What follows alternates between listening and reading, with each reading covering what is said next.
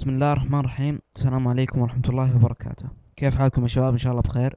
معكم أبو بندر من قناة جست فور فن، وهذا المقطع انطباعنا عن لعبة توم برايدر. إن شاء الله يحوز على رضاكم. نبدأ. بسم الله نبدأ.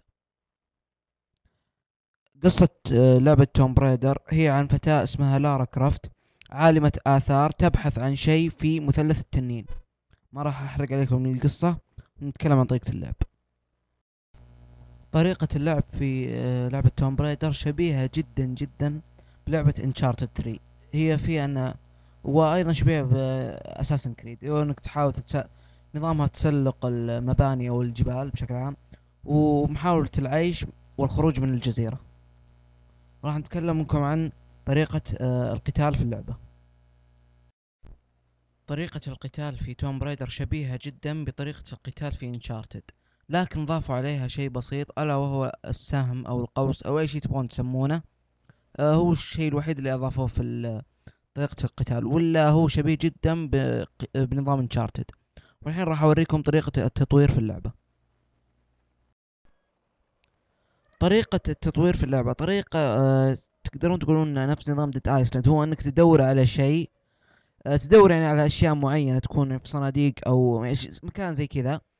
فمن هذه الاشياء تقدر تطور عندك المسدس اللي معك، او تقدر تطور القوس، يعني من هالاشياء. والحين راح اوريكم طريقة الاونلاين في اللعبة. الاونلاين في اللعبة ما له، يمكن الاونلاين موجود، بس انا اللي شفته 4 اطوار: فري فور اول، تيم داب ماتش، وما ادري اشياء ثنتين الثانيات والله ما ادري عنها. بس هو نفس النظام في انشارتد، شبيه جدا بانشارتد فور اونلاين. لكن في شيء اعجبني فيه، يعني في المابات تقدر انت تحط فخ. مثلا انت تكون عند الباب، تقدر تخلي فخ يربط او يجي كذا يمر على الباب يربطه مثلا، او شيء زي كذا. لكن هو عموما شبيه جدا جدا جدا بانشارتد. اللي عنده اكس بوكس ومتحسف ان انشارتد 3 ما نزلت على الاكس بوكس، عادي خلاص عندك توم رايدر.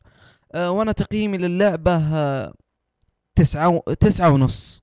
يعني انا مرة اعجبتني، مع اني اول مرة العب بالجزء هذا الجديد، لكنه مرة اعجبني. انا عن نفسي اعطيها 9 ونص.